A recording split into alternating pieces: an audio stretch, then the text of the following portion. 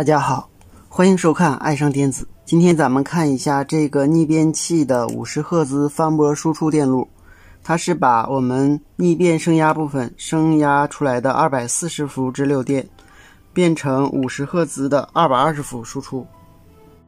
这个逆变升压的240伏电压并不是固定的，它是随着我们电平的电压高，输出的就高；电平电压低，输出的就低。之后通过这个电压采样电阻加到这个50赫兹发生小板来控制这4个 IGBT 输出的占控比，也就是说这个信号发生电路产生的驱动信号的占控比是可调的。当输出电压高的时候，我们上管的占控比就会变窄；当输出电压低的时候，上管的占控比就会增宽，从而恒定电流。而且这个位置还有2个电流取样保护电阻，通过这儿反馈回来。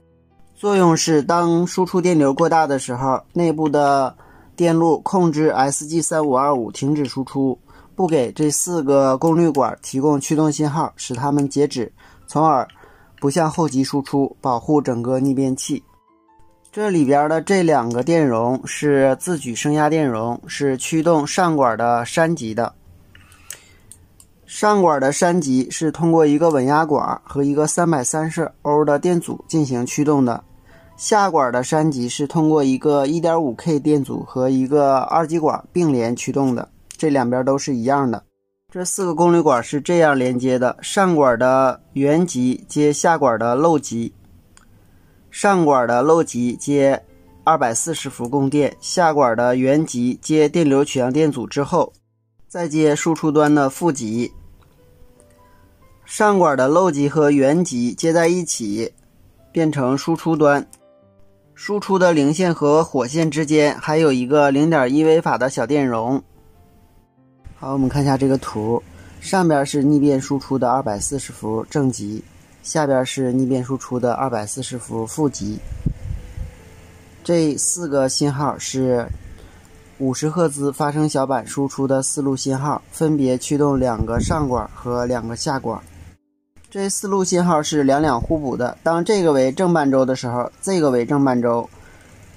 电流方向是240伏，通过这儿，通过这个长管的漏极、原极，然后给电容的这端充电。如果后边有负载，通过负载，然后加到这端，然后通过这个下管的漏极、原极，通过电流取样电阻入地。同样的，当这个为正半周时，这个为正半周，那么这个功率管漏极、原极导通，然后通过这儿，然后通过负载，通过这个下管导通入地，如此往复循环，就形成了一个交变的电压。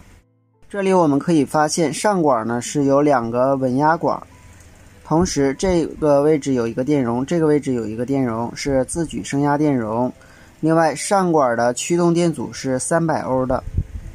还有一个对地分压电阻是 10K 的。下管是通过一个 1.5K 的电阻和一个反向接的2极管进行驱动。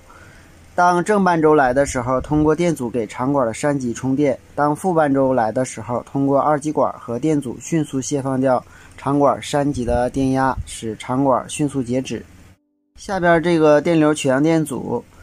电阻上的压降就能够反映出整个电路的电流大小，通过这儿反馈到我们的50赫兹发生小板来进行保护。好，今天咱们就到这里，谢谢大家，再见。